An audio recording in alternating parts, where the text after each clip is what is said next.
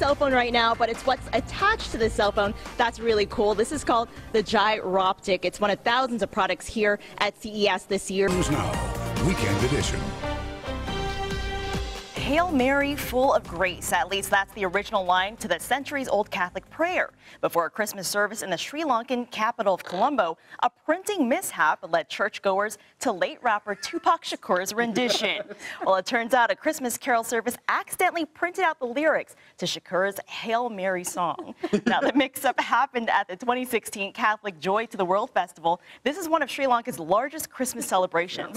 For those of you not familiar with the West Coast rapper's version of the song, it's not really appropriate for TV, but it sounds nothing like the prayer commonly recited in churches. I do not know how you let something like that fly under the radar. I was looking at that printout too, and I was like, oh, no, they definitely did not pre-read that. I could see Grandma and Grandpa in Sri Lanka really jiving. Could you see them just not similar at all?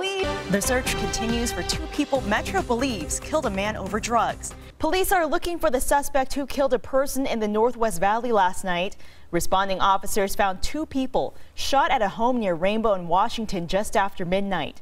One had been shot in the leg and is expected to survive. The other was found dead. The suspect was last seen running to a dark-colored sedan parked near Washington and still remains on the run this morning. If you have any information on the shooting, you're asked to call Crime Stoppers. Police say a limo hit and killed a man jaywalking on the Strip. It happened on Las Vegas Boulevard near Circus Circus early yesterday morning. Police say the 30-year-old victim crossed the street outside of the crosswalk when he was hit. He was pronounced dead at the scene. The limo driver stayed on scene and cooperated with police, but no word if the driver will face any charges. Trade and security talks are happening between President Trump and Japan's Prime Minister this weekend. President Trump stood with Prime Minister Shinzo Abe as they both condemned North Korea's latest missile launch. Japan and South Korea say the communist nation launched a ballistic missile on Saturday that crashed into the sea. Now, during this press conference at President Trump's vacation home in Florida, the president says the U.S. completely supports Japan as an ally. I just want everybody to understand and fully know that the United States of America stands behind Japan, its great ally, 100%. Thank you. Japan has already lodged a complaint to Pyongyang, which is the capital of North Korea. Meanwhile, South Korea is working on punitive actions against their northern counterparts. Well, turning an eye to weather, it looks like drier conditions are in store for the valley. Thanks for joining us. I'm Nia Wong. One person is dead this morning after a possible drive-by shooting in North Las Vegas. Officers tell us a car was shot at several times near Deer Springs in Aliante last night. The driver then tried to drive to the hospital, but collided with another car near Craig and Fifth. Investigators say there were at least 3 people in the car. 2 of them suffered gunshot wounds and 1 person later died. North Las Vegas Police Department says the community needs to come together to prevent more tragedies like these. We bleed red like everyone else, and this is it's a tragic situation, but it's something that we're going to try to work through, all of us together. The driver inside the other car wasn't injured. He stayed on scene and cooperated with police. For now, investigators are still working on figuring out possible motives. Over in Henderson, police need your help finding a missing teenager. 14-year-old Abby was seen yesterday at Brown Junior High around 2 o'clock. If you see her or know where she's located, you're asked to call police at the number on your screen. Well, the More Cops tax is kicked in as of this weekend. This increases the sales tax by 0.1%, which is roughly a penny for every $10 spent. It's expected to bring in $39 million, and this is to help hire hundreds of more police officers at local departments. If you'd like to apply, visit our website at lasvegasnow.com. Time is running out to catch one last ride up at Lee Canyon. Today is the last day of the ski and snowboard season, and the resort is saying goodbye in style with live music, games, and competitions. Lift tickets are just $25 each. The summer season kicks off on May 26th. We're on track for a weekend warm-up, but Katie Boer has a look at this morning's forecast. Katie? Katie, thanks for the update. Well, as the Valley heads into the hot summer months, you'll probably be looking for some relief from all that heat.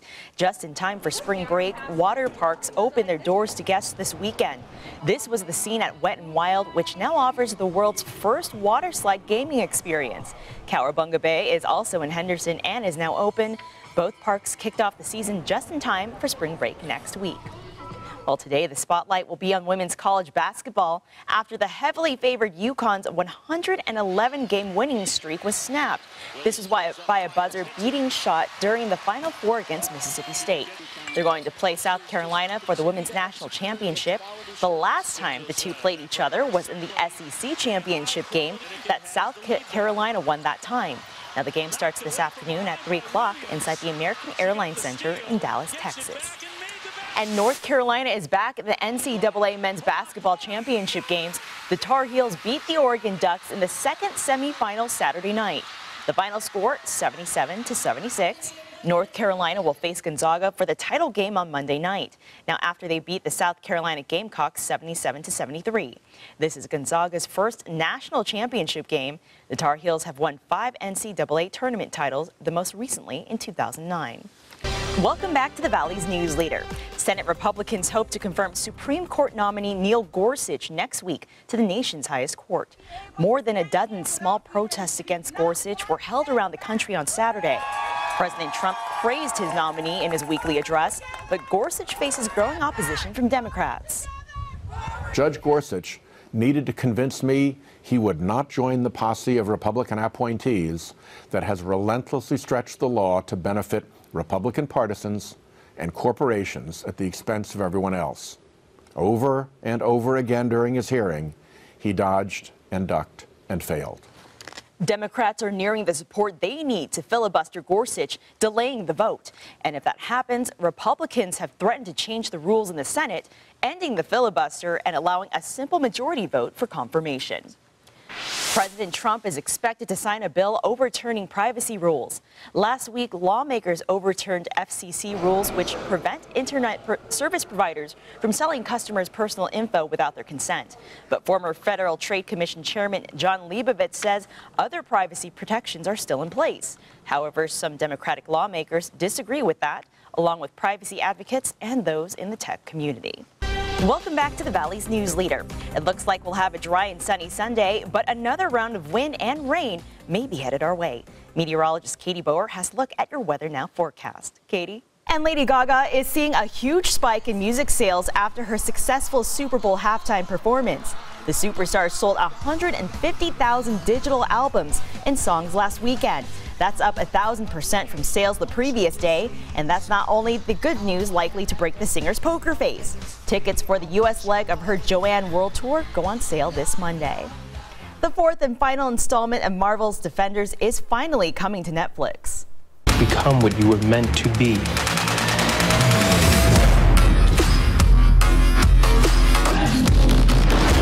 I am the Iron Fist. The hell does that mean? In the first trailer for the series Iron Fist, Danny Rand, who's played by Finn Jones, returns to New York City to reclaim his father's company and beat up, well, the bad guys in town. It all starts on March 17th. And Orange is the New Black finally has a premiere date for season 5. The award-winning show comes back on June 9th. Netflix released a brief teaser trailer. So far, we only know the next season will take place over 3 days. Pat replied, "Gone too soon." Adam writes, "Wham, another celebrity dead." Tammy says, "What? Seriously, another great one gone." And Shauna posts, "Can 2016 just please stop taking people already? Too many gone this year." Now, live, this is 8 News Now, Weekend Edition. Thanks for waking up with us on 8 News Now Weekend Edition. I'm Mia Wong. Well, yesterday's strong winds are calming down this morning, but before you head out the door this week, I'm going to send it over to meteorologist Katie Boer with what you need to know. Katie? Thanks for that, Katie. Well, at least 25 people are dead this morning after an explosion at a Coptic Christian church in northern Egypt. State television reports it happened during a service to celebrate Palm Sunday at St. George Coptic Church. Now, this is video from inside after the explosion. More than 60 others were wounded in the blast. Coptic Christians make up about 10% of Egypt's population of 91 million. The Syrian airbase hit by a U.S. missile strike is apparently back online, but military experts say the strike was not meant to take the base out completely. Activists say the same town that was targeted by a chemical attack on Tuesday started getting hit by a series of airstrikes less than 24 hours after the U.S. operation, though it's not clear who conducted the most recent strikes. The Russian government continues to deny the Syrian regime had any involvement in Tuesday's chemical strike. However, Senator Rand Paul says U.S. officials are convinced otherwise. I can't go into the details of anything from the intelligence briefing, but what I can say is that our government, our intelligence communities, our military is convinced that the Syrian government was involved with the chemical attack. The Trump administration vows to keep up pressure on Syria and says new sanctions will follow the missile attack.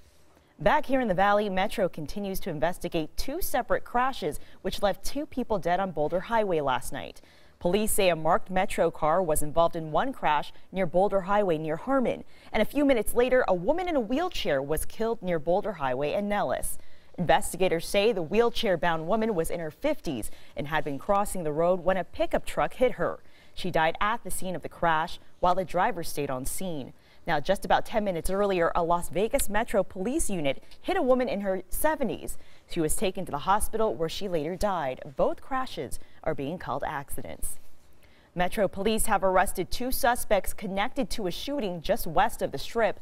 Police say it happened last night at a home near Flamingo and Decatur, where 2 people were shot after a fight. The victims were taken to the hospital. There's still no word on their condition. Well, last year, Sheriff Joe Lombardo decided to break up the department's gang unit. This weekend, the team is back on the streets. Originally, Sheriff Lombardo called the plan decentralization. Back in February, our I-team learned the unit was back because of an increase in violent crime. Sheriff Lombardo recently took a trip to D.C., where he met with other major city chiefs to talk about gang-related crimes going up in the country. He says he took into consideration all that information when he decided to put the unit back together. A Las Vegas neighborhood rich in history is getting a modern twist. This mid-century home located near Rancho and Oakey will soon transform into the city's first showcase home. Dozens of top architects and designers were handpicked for the $1 million renovation.